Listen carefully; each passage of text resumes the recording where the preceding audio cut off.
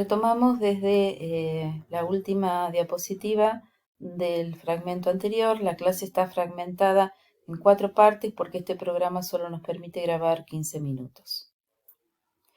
En esta diapositiva se enuncian las distintas técnicas que se emplean para construir transgénicos. La última de ellas, la biolística o la pistola genética, es la más utilizada en Argentina y es la técnica con la que se ha construido el evento de soja transgénica que actualmente se cultiva con mayor frecuencia en Argentina. Aquí se ven dos posibles procedimientos.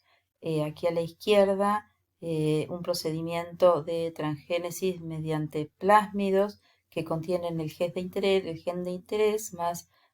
por ejemplo, genes marcadores de resistencia a antibióticos. Estos plásmidos se ponen en contacto con las células vegetales en cultivo y introducen de esta manera el gen de interés en las células. En el lado derecho lo que se ve es un procedimiento como el de la pistola genética, donde las células vegetales son bombardeadas con partículas metálicas impregnadas en el fragmento de ADN que contiene el gen que se desea introducir. Como se ve, este procedimiento es bastante rústico, drástico, produce la muerte de muchas células, pero aquellas que sobreviven e integran el transgen lo hacen en un número de copias que no es determinable ni tampoco en sitios conocidos de su genoma. A modo de ejemplo, la soja transgénica de Monsanto contiene no solamente el transgen de resistencia a glifosato, sino también una porción del promotor del virus del mosaico del coliflor, una secuencia codificadora del gen de petunia, un gen de bacteria, de Agrobacterium, que contiene la información para la tolerancia, la resistencia al glifosato, y una porción del gen de nopalina. Como se ve, se trata de varios organismos que están interviniendo con sus genes o fragmentos de ADN en este procedimiento de transgénesis. Bueno, como se puede apreciar como resultado de los procedimientos de transgénesis, los mecanismos de aislamiento reproductivo, que son aquellos que en realidad de la especie y que la separan de otras especies, son violentados y se producen combinaciones genéticas quiméricas que no están presentes en la naturaleza, a diferencia de los cruzamientos de mejoramiento convencional, donde lo que se cruzan son distintas variedades de una misma especie. Una segunda diferencia que se puede apreciar entre las técnicas de mejoramiento convencional y la transgénesis son los posibles efectos impredecibles que tienen las interacciones entre el transgen y los genes que conforman el genoma del organismo, así como entre estos y el ambiente. Para asumir que el transgen solo produciría un cambio en cuanto a la proteína para la cual contiene información ese transgen, que es el argumento de quienes defienden a los transgénicos y los consideran inocuos, habría que tener en cuenta un tipo de paradigma como el del dogma central, es decir, que hay un flujo lineal de información desde el ADN al RN hasta las proteínas, sin más complejidades que ese flujo lineal. La nueva genética, es decir, todos los conocimientos de la genética de las últimas décadas, desde el Operón en adelante, muestran que hay interacciones complejas entre los genes del genoma de cualquier organismo, ya sea procarionte o eucarionte, que hay jerarquización en los genes mayores que controlan la expresión de otros genes, interacciones entre los productos génicos y la expresión génica de otros genes, y entre todos los genes y el ambiente externo. Esta complejidad del genoma forma parte del cuerpo teórico de la genética contemporánea y sin ninguna duda, para afirmar que un transgénico no va a tener posibles efectos impredecibles o efectos en cascada como resultado tanto del procedimiento como de la presencia de ese gen foráneo, hay que ignorar las últimas décadas de estudios y de modelos y de conceptos de la genética actual. Las interacciones génicas involucradas en cualquier proceso complejo que da lugar a un determinado fenotipo en cualquier etapa de la vida de un organismo involucran series de interacciones en red.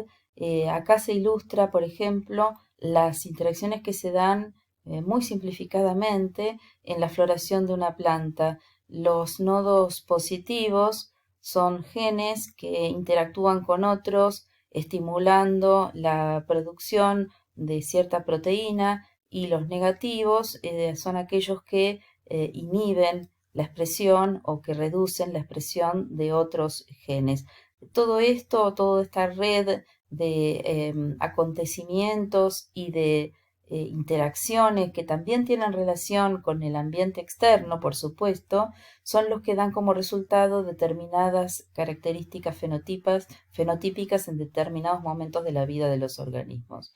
No hace falta mucho para imaginar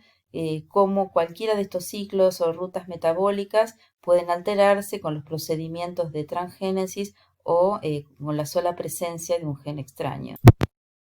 La complejidad del genoma actualmente es entendida como ecología de los genes. El genoma es un sistema, no es una suma de genes, sino que tiene propiedades emergentes y que estas propiedades resultan de las redes de interacciones que existen entre los genes y entre estos y el ambiente. Por ello, cuando se incorpora un gen foráneo en un sistema funcional integrado como el genoma de una planta que incluye entre 20 y 30.000 genes, este gen foráneo puede tanto funcionar del modo previsto como no funcionar. Y en estos dos extremos, que sí pueden ser mensurados, la presencia de la característica deseada o su ausencia,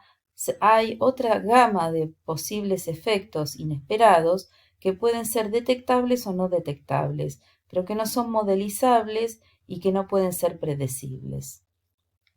a mediano, corto o largo plazo. Actualmente, para muchos biólogos moleculares, la transgénesis es un procedimiento anticuado y rústico. No es lo que se proponía ni lo que se sostenía hace una década atrás,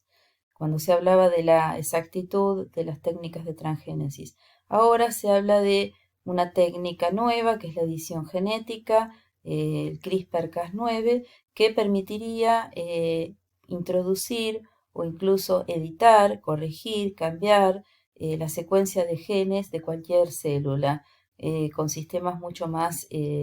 dirigidos y puntuales y precisos. Si bien esto tiene algún asidero, también es cierto que ya hay muchos trabajos publicados que muestran los efectos impredecibles de la tecnología CRISPR. Y no es difícil imaginar que haya alteraciones o efectos impredecibles por más precisa que sea la incorporación o la edición cuando se modifica el genoma y no es posible anticipar cuáles son todas las consecuencias en cascada que puede desencadenar un cambio en un sistema complejo.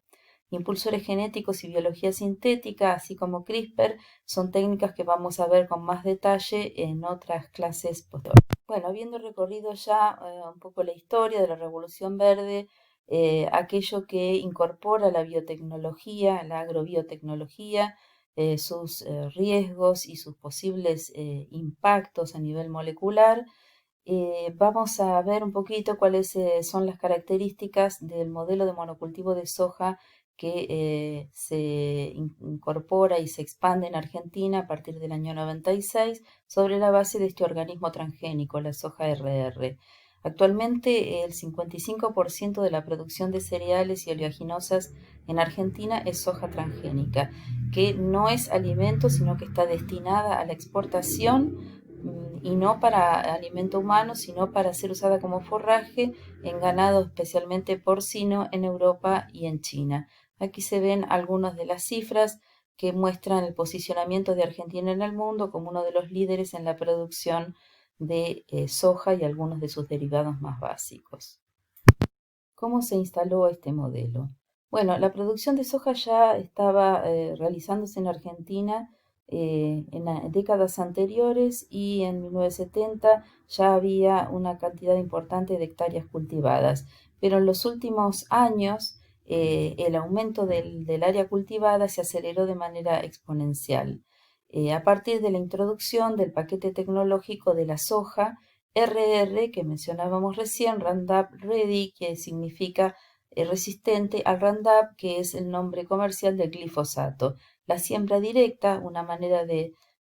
sembrar que no involucra arar la tierra, se hace con maquinaria, y el glifosato, que es el herbicida que acompaña a esta semilla. Este paquete tecnológico,